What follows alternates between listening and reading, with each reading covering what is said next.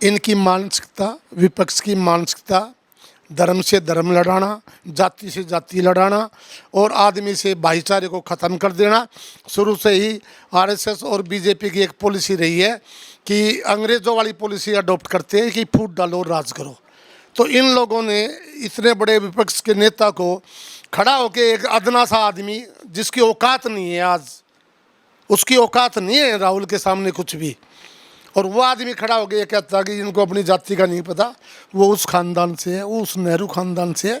नेहरू जी 14 बार jail गए थे, उनका जो चश्मा उतर चुका था, लेकिन अब भी वो अपने है ना भद्दे शब्दों से, भद्दे के मजाकों से है ना वो बाज नहीं आ रहे, और यही शब्द उनको लेके डूब जाएंगे। आप देखिए ना, धर्म की लड़ाई में वो 500 सीट हार गया अयोध्या की। क्यों हार गए बीजेपी वाले?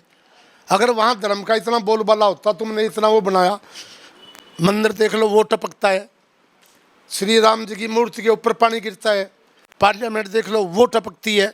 अपनी पार्लियामेंट, मंदिर और अपने भाईचारे को तो संभाला नहीं जाता, वो हमारी जाति पूछने को चले हैं।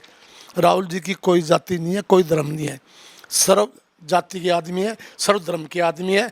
और राहुल जी हमेशा है ना एक आदमी की बात नहीं करते, वो बिल्कुल सर्व धर्म की और सर्व जाति की बात करते हैं। वो कौन सा घोटाला, वो घोटाला, ईडी, अभी जैसे ईडी की बात चली थी, इतना आसान नहीं है राहुल जी को हाथ लगाना ईडी वगैरह से।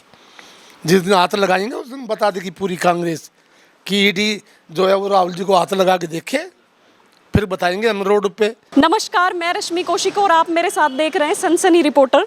इस समय हम मौजूद हैं अलीपुर शहीदी गांव में, जहां पर ब्लॉक बैठक का आयोजन किया जा रहा है। इस बैठक के आयोजक डेलीगेट दिल्ली प्रदेश कांग्रेस कमेटी श्री राव सिंह मान जी ने किया है।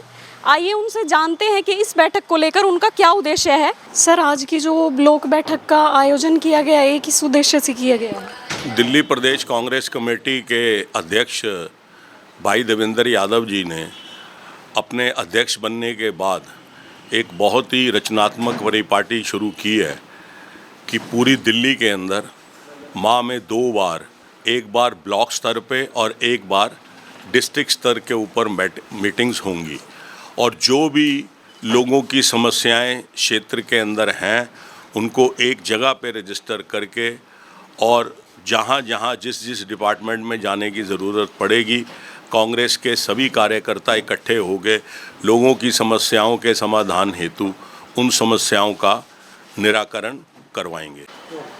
हमारे साथ मौजूद हैं पूर्व प्रत्याशी राय सिंह मान जी। आइए इनसे जानते हैं कि आज की ब्लॉक बैठक को लेकर इनका क्या उद्देश्य रहा। सबसे पहले तो मैं आपके सनसनी रिपोर्टर न्यूज़ चैनल को धन्यवाद देता हूं कि वो समय समय पर हमें और हमारे दिल्ली देहात की जितनी भी समस्याएं हैं, जितनी यहाँ की बातें हैं, वो आप हमारे माध्यम से और लोगों के माध्यम से वो सभी डिपार्टमेंट्स को, पुलिस को या एमसीडी वालों को जो भी आप निकाल के देते हैं, उसमें हमारे काफ़ी काम जो है वो आपके माध्यम से होते हैं। दूसरा ये है कि ये जो ब्लॉक लेवल की जो मीटिंग शुरू की गई है, ये जब से आदरणीय देवेंद्र यादव जी अध्यक्ष बने हैं, वो उनकी एक पॉलिसी रही है कि भाई जब तक हम, जैसे राहुल गांधी जी ने अपने 10,000 किलोमीटर की यात्रा में जो कंधे से कंधा मिलाकर एक एक आदमी को जोड़ा है, और जिसका रिजल्ट ये रहा कि उन्होंने पार्लियामेंट में पूरे देश के अंदर 53 सीट से ले जाकर 99 सीट पे, 99 सीट पे पार्टी को ले गए हैं वो 99। और उसमें ये है कि कुछ बनने के बाद कुछ और 2-4 जो पार्लियामेंट मेंबर थे वे भी आ गया, मेरे ख्याल से टोटल 104 है। तो ऐसे ही देवेंद्र यादव जी की एक सोच है कि जब तक हम ब्लॉक लेवल पे जो हमारे पुराने कांग्रेसी है, जो खानदानी कांग्रेसी है, जो ऐसे घर है जिनको हम लोग, हमारे नेता लोग भूल चुके हैं, तो वो उन परिवारों को जोड़ना चाहते हैं, उन सभी साथियों को जोड़ना चाहते हैं जो काम तो करना चाहते हैं, लेकिन वो देखते हैं कि उस सिस्टम में उनकी कोई पूछ नहीं होती है। तो ब्लॉक लेवल का मीटिंग का यही मकसद है कि आप जो है ब्लॉक लेवल पे आप हर आदमी को टच करो, चाहे उनके घर जाओ, 5 आदमियों से 10 आदमियों से मिलो, और उनको अपनी ब्लॉक लेवल की मीटिंग में बुला के एक संदेश दे कि भाई ये कांग्रेस जो है वो आम आदमी के लिए है, आपके लिए है, पूरे समाज के लिए है, पूरे नौजवानों के लिए है, पूरी महिलाओं के लिए है, छात्रों के लिए है, जवानों के लिए है। और जो भी राहुल जी के संदेश है वो ब्लॉक लेवल मीटिंग पे हम आके यहाँ डिस्कस करते हैं और उसको हम जो भी यहाँ का रिजल्ट होता है उनको आगे पार्टी हाईकमान को यहाँ की फीडिंग भेजते हैं, जो वो अपने डिसीजन फिर बार बार हमें देते रहते हैं और उन पर कार्रवाई भी शुरू होती है। सर, देवेंद्र यादव जी के कांग्रेस अध्यक्ष बनने के बाद क्या बदलाव आया? हाँ, ये बात हमें ना सभी जगह बोलते भी है, बताते भी है। पहले जितने भी अध्यक्ष रहे ना वो शहरी पृष्ठभूमि से थे। बहुत पहले का अगर मैं जाऊंगा तो चौधरी प्रेम सिंह अलीपुर के रहने वाले थे, जाटो समाज से थे, वो अध्यक्ष रहे थे। चौधरी दलीप सिंह थे, वो गांव शाहपुर जट से थे, वो भी दिल्ली देहात से थे। चौधरी ब्रह्म प्रकाश जो पहले यहाँ के सीएम भी थे, चीफ मिनिस्टर थे और पहले कांग्रेस के अध्यक्ष थे, वो भी गांव से थे। जैसे जैसे समय बीतता गया, आप मैं नाम नहीं लूँगा किसी का भी, लेकिन जो शहरी जो हमारे अध्यक्ष थे वो इतनी पकड़ गाँव में नहीं बना पाए। और शहरों में तो हमारा वैसे भी है ना ज़्यादा दबदबा नहीं है, ज़्यादा जो है ना वो हमेशा बीजेपी का रहता है। तो देवेंद्र यादव जी जब से बने हैं, मेरे ख्याल से मात्र ये इलेक्शन में उदित राज जी जब यहाँ से इलेक्शन लड़ रहे थे, बीच में उनको बनाया गया था। और उनके बनने के बाद कांग्रेस, आप देख रहे थे कि आज यहाँ एक मामूली से एक दिन के आह्वान पर इतनी बड़ी भीड़ यहाँ इस मीटिंग में आई। तो उन्होंने एक संदेश दिया कि भी जब तक हम संगठन को मजबूत नहीं करेंगे, अपने बूथ को मजबूत नहीं करेंगे, तब तक हम आम लोगों में पकड़ नहीं बना पाएंगे। और वो अपनी तरफ से सुबह जो है वो 6 बजे निकल जाते हैं घर से, रात को 12 बजे जाते हैं। तो बड़ा दिल रखते हैं। इतनी शालीन पर्सनैलिटी मैंने अपनी ज़िंदगी में बहुत कम देखी है। देवेंद्र का वो स्वभाव, मुस्कुराता हुआ चेहरा और उनकी ये योजनाएं और ये जो कार्य करते हैं ना छात्रों के लिए, महिलाओं के लिए, और मशीनें, सिलाई की मशीनें देती है। तो ये सारे कार्य जो है ना वो एक खानदानी घर से ही दे सकता है। और देवेंद्र यादव उस परिवार से है, एक खानदान से है। उनके आने के बाद हमारी पार्टी में बड़ा जोश आया है और हम चाहते हैं कि उनसे एक अपील करेंगे, प्रार्थना करेंगे कि वो आगे भी ऐसे स्पोर्ट्स को, अब अगर 8 स्पोर्ट कराते हैं तो वो फिर 10 स्पोर्ट्स कर दे, फिर 12 कर दे, तो उसको और अच्छे लेवल तक ले जाए और दिल्ली शहर के अंदर एक ऐसा टूर्नामेंट हो जो किसी और जगह ना होता हो। और सबसे बड़ी बात यह है कि देवेंद्र जी में एक खास आदत है कि आप उनके घर जाएंगे ना तो वो बहुत ही शालीनता से आपको बुलाएंगे। सबसे पहले उनको गले में लगाते हैं, उसके बाद बैठाते हैं, पानी, चाय पानी ये, उसके बाद आपकी समस्या पूछते हैं कि अब आप बताइए कि आपकी क्या समस्या थी और आप मेरे पास किस लिए आए, आपका क्या काम है। और जब तक वो उसका काम पूरा नहीं हो जाता तब तक वो चैन से नहीं बैठते हैं। तो एक अलग हैसियत है, एक अलग क्वालिटी है। हर आदमी में ये क्वालिटी नहीं होती। एमपी के इलेक्शन के बाद आज कांग्रेस के ग्राफ में जहां हमारी 2% वोट थी कांग्रेस की, ये पिछले एमसीडी के इलेक्शन में, आज वो हमारी 21-22% पे आज वो वोट बैंक है। और आने वाले टाइम में अभी 6 महीने है देवेंद्र जी के पास, मुझे लगता है कि वो कांग्रेस को एक बहुत अच्छे लेवल तक ले जाएंगे और आने वाले समय में दिल्ली प्रदेश में कांग्रेस की सरकार होगी और देवेंद्र यादव जी हमारे चीफ मिनिस्टर होंगे, हम ये आशा करते हैं। सर, वार्ड नंबर 4 की जो जनता है उनकी तरफ से कैसा समर्थन मिल रहा है? देखो, वार्ड नंबर 4 की जनता का मुझे इलेक्शन में भी काफ़ी समर्थन था, क्योंकि मैं जो मेरी वोट्स आई है वो तकरीबन दिल्ली शहर के अंदर 11 या 12वें नंबर पे मेरी जो है ना वो वोट्स काउंट होती है। यानी कि इतने 272-73 वार्ड थे, 74, उनमें से मेरी पोजीशन जो थी वो 11 या 12 थी। तो वार्ड नंबर 4 से हमें भी पहले भी बहुत ज़्यादा प्यार मिलता रहा है। आपको मैं बता दूं, नरेला विधानसभा कभी से ही कांग्रेस की विधानसभा रही है। पहले जसवंत राणा जी रहे, चरण सिंह कंडेरा जी रहे, या और जो लोग यहाँ से बनते थे तो वे सभी लोग, रिशाल सिंह प्रधान जी हमारे पिताजी रहे, वो 1967 से 1990 तक प्रधान रहे, कांग्रेस पार्टी से लड़ते थे, चेयरमैन रहे। तो पहले भी बहुत प्यार मिलता था। तो वार्ड नंबर 4 बेसिकली क्या है कि जब 1977 में पूरी कांग्रेस हार गई थी तो करम सिंह चौहान ने एक सीट कांग्रेस को निकाल के दी थी पूरे दिल्ली देहात से, कि जो वो जीत के आए थे। और उन्होंने जो है पहले टाउन हॉल में इनकी मीटिंग होती थी, वहाँ जाके वो हमारे क्षेत्र की आवाज़ उठाते थे। सर, आपको क्या लगता है राहुल जी का संघर्ष किन किन मुद्दों पर रहा है? राहुल जी जब से पद यात्रा शुरू की, एक तो उन्होंने अपनी छवि को इस कदर उभारा है कि मेरे ख्याल से तो इतने कम टाइम में कोई आदमी कर नहीं सकता। जो लोग ये अपोजिशन वाले उसको एक, वो तो कहते हैं ना कि इतने गलत तरीके से उनको किस रूप में पेश करते थे। एक तो उन्होंने अपनी छवि को बड़ा साफ किया, दूसरा उनको अब लड़ाई लड़नी आ गई है, चाहे वो बाहर मैदान में है, रोड पे है, चाहे वो पार्लियामेंट में है। और जब से वो एमपी दोबारा से बने हैं, हालांकि वो चौथी या पांचवी दफ़ा एमपी बने हैं, लेकिन अब जो बने हैं वो अपोजिशन के जो नेता बने हैं, तो जो भी बाहर की आवाज़ है, आम आदमी की आवाज़ की लड़ाई के लिए वो आज पार्लियामेंट में बोलते हैं और खुलेआम बोलते हैं, वो किसी से नहीं डरते। इस मामले में राहुल गांधी का कोई जवाब नहीं है, और उन्हीं को देखते हुए हम लोग भी, उनके प्रयास को देखते हुए हम भी अपनी भागीदारी पूरी रखना चाहते हैं इसमें, और रखेंगे, आगे तक रखेंगे। तो हम आने वाले समय में जो 29 का इलेक्शन होगा उसमें राहुल जी को प्रधानमंत्री देखना चाहते हैं। सर, जैसे कि गठबंधन आम आदमी पार्टी के साथ किया गया था, तो क्या दोबारा से भविष्य में ऐसा देखने को मिलेगा?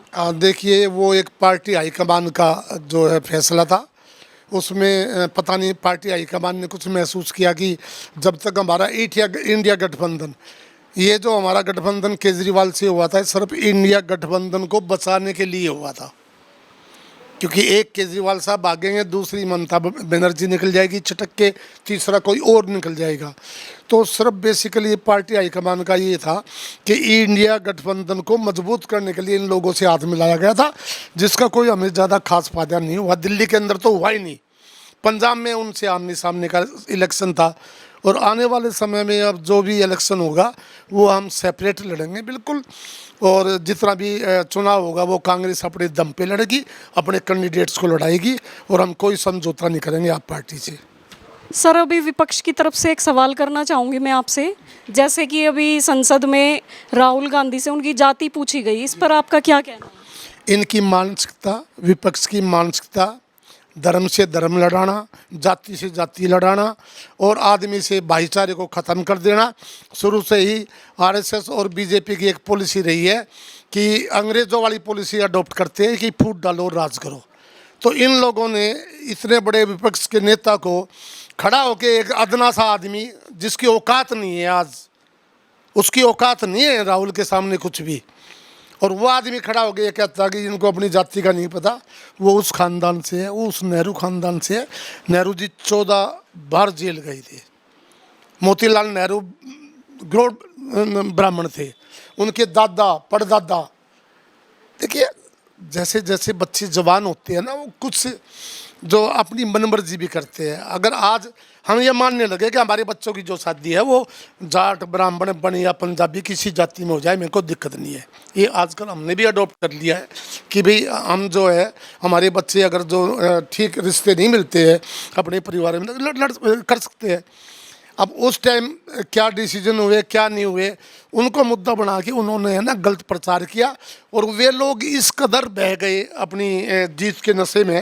हालांकि तीसरी बार उनको वो जीत नहीं मिली, उनका जो चश्मा उतर चुका था, लेकिन अब भी वो अपने है ना भद्दे शब्दों से, भद्दे के मजाकों से है ना वो बाज नहीं आ रहे, और यही शब्द उनको लेके डूब जाएंगे। आप देखिए ना, धर्म की लड़ाई में वो 500 सीट हार गया अयोध्या की। क्यों हार गए बीजेपी वाले? अगर वहाँ धर्म का इतना बोलबाला होता, तुमने इतना वो बनाया, मंदिर देख लो वो टपकता है, श्री राम जी की मूर्ति के ऊपर पानी गिरता है, पार्लियामेंट देख लो वो टपकती है। अपनी पार्लियामेंट, मंदिर और अपने भाईचारे को तो संभाला नहीं जाता, वो हमारी जाति पूछने को चले हैं। राहुल जी की कोई जाति नहीं है, कोई धर्म नहीं है, सर्व जाति के आदमी है, सर्व धर्म के आदमी है। और राहुल जी हमेशा है ना एक आदमी की बात नहीं करते, वो बिल्कुल सर्व धर्म की और सर्व जाति की बात करते हैं। और हमने बड़े नज़दीक से देखा उनको, जेब में 10 रुपये नहीं होते उनकी जेब में, ये बात करते हैं वो कौन सा घोटाला, वो घोटाला, ईडी, अभी जैसे ईडी की बात चली थी। इतना आसान नहीं है राहुल जी को हाथ लगाना ईडी वगैरह से। जिस दिन हाथ लगाएंगे उस दिन बता देगी पूरी कांग्रेस कि ईडी जो है वो राहुल जी को हाथ लगा के देखे, फिर बताएंगे हम रोड पे क्या करते हैं क्या नहीं करते। सर, कांग्रेस पार्टी क्यों चाहती है कि जातिगत जनगणना हो? बहुत गरीबी है इस देश में, इतनी गरीबी है कि आज मैं हूँ, मैं ठीक है, मेरे पिताजी मेरे लिए ज़मीन जायदाद पूरा पीछे रकबा छोड़ के गए हैं, लेकिन मेरे गांव में मैं आपको ऐसे परिवार दिखा दूंगा कि जिनको गवर्नमेंट के आरक्षण का कोई फ़ायदा नहीं मिलता है। जातिगण जनगणना होगी उसके हिसाब से आपको जो आरक्षण दिया जाएगा, उसके हिसाब से नौकरियां मिलेगी, उसके हिसाब से आपका रहने का पैमाना जो मिलेगा, और उसमें गवर्नमेंट है ना बहुत कुछ कर सकती है। जैसे पहले लाडली योजना था, शीला दीक्षित ने चलाई थी, एक योजना थी जवाहर योजना थी, उसके बाद मनरेगा थी, इतनी सारी योजनाएं थी। इन्होंने अपना नाम बदल के अपनी योजनाओं को नाम दे दिया कि हमारी योजनाएं वे सारी कांग्रेस की थी उस टाइम भी। तो जाति जो मतगणना वो होनी चाहिए, और हम उस आदमी तक पहुंचना चाहते हैं जिनके घर में आज पानी टेप का पानी नहीं है, जिनके घर में अब ये इन्होंने गैस के चूल्हे सिलेंडर तो दे दिए लेकिन गैस के चूल्हे नहीं दिए, उनको फिर भरवाने के लिए 400 का जो रिफल था वो आज जो है वो 900 रुपये 1000 रुपये तक पहुंच गया था, 1100 रुपये पहुंचा। तो वे लोग अपना खाना बनाने के लिए भी है ना 1100-1200 रुपये खर्च नहीं करना चाहते, और वो अपना जो पुराना उनका सिस्टम था चूल्हा सिस्टम, वहाँ से वो लकड़ी से उपलों से इनसे अपना खाना बनाते हैं। तो जातिगण जो मतगणना है वो अगर हम गाँव तक जाएगी तो हम ये समझते हैं कि हम एक एक परिवार को, एक एक आदमी को, एक एक गांव को ना काफ़ी अच्छे स्तर पर उनका जो है पालन पोषण हो जाएगा, एजुकेशन बढ़ेगी, और बड़े लेवल पे एक हिंदुस्तान के बड़े लेवल पे जो है हिंदुस्तान की एक बहुत ही अलग से एक पिक्चर नज़र आएगी जिसको पूरा विश्व सलाम करेगा, नमस्ते करेगा। और हमारी यही कोशिश है कि जाति जनगणना होनी चाहिए।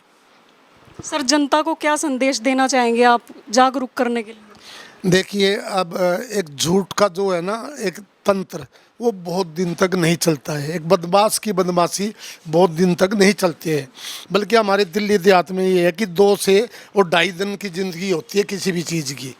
मुझे घमंड में नहीं आना चाहिए कि मैं आज वो ये हूँ ना, भगवान सब देखता है, यहीं सब के है ना फैसले कर देता वो।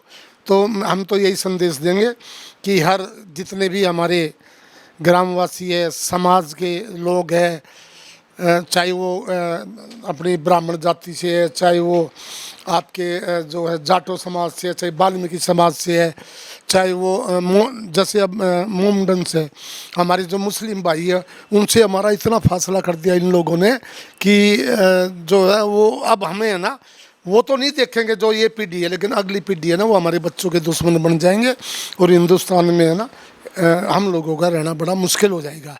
तो हमारी यहीं से यही संदेश है कि हमें भाईचारे से, धर्म की राजनीति अलग करके, जाति की राजनीति अलग करके बहुत ही अच्छे लेवल से ना हमने भाई को भाई समझ के, भाईचारे के साथ चल के, उनका साथ दे के, कंधे से कंधा मिलाकर हमें उनका साथ देना चाहिए। और हम उस लेवल तक, उस स्तर तक हम पार्टी की योजनाओं को लागू कर दे, उनके विचारों को वहाँ तक पहुँचा दे कि आने वाले टाइम में हिंदुस्तान की जो है ना चमक वो पूरे विश्व में नज़र आए।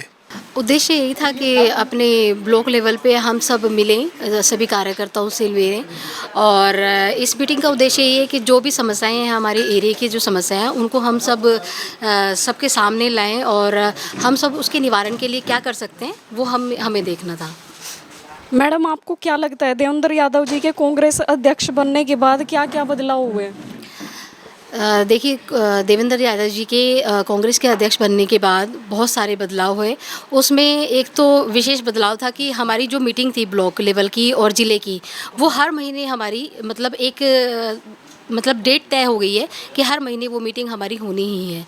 तो ये बहुत अच्छा उनका डिसीज़न रहा, जिसमें हमारे जितने भी कार्यकर्ता हैं वो सब इकट्ठे एक दिन हो जाते हैं सब, और अपनी समस्याएं रखते हैं, और जो पार्टी की जो समस्याएं हैं, पार्टी से रिलेटेड जो प्रॉब्लम्स हैं, उनको भी हम इस मीटिंग में अपने उठाते रहते हैं। तो ये बहुत बड़ा उनका कार्य रहा। और साथ में जो हमारे जो दिल्ली की समस्याएँ हैं उनको भी वो बहुत ही बखूबी अपने लेवल पर बहुत ही बखूबी अच्छे तरीके से उठा रहे हैं। और एक रूरल एरिया से हमारे अध्यक्ष साहब आते हैं, और उनको पता है कि लोगों की समस्याएं क्या हैं और लोगों से किस तरह से मतलब उनको साथ देना चाहिए और किस तरह से उनके साथ रहना चाहिए, मिलजुल के रहना चाहिए, वो उनको बखूबी तरह से जानते हैं। और एक बहुत ही अच्छा नेता हमें कांग्रेस पार्टी ने और राहुल गांधी जी ने दिया है। हम उनका बहुत बहुत धन्यवाद करते हैं कि देवेंद्र यादव जी हमारे अध्यक्ष बने। देखिए, कुछ समय बाद ही, कुछ महीने बाद ही दिल्ली विधानसभा की चुनाव हैं और हमारी तैयारी बस शुरू हो गई है। तो हम सब मिलके और पूरे ज़ोर शोर से अपनी पार्टी को मजबूत करेंगे और अपना जो भी कैंडिडेट होगा और उम्मीद करेंगे कि जो अपने बीच में जो बहुत लोगों के बीच में रहता है और लोगों के लिए काम करता है उसी को मतलब पार्टी यहाँ से उम्मीदवार घोषित करे और उसके लिए हम काम करेंगे और अपने जो कैंडिडेट है उसको विजयी बनाएंगे और आगे काम करेंगे।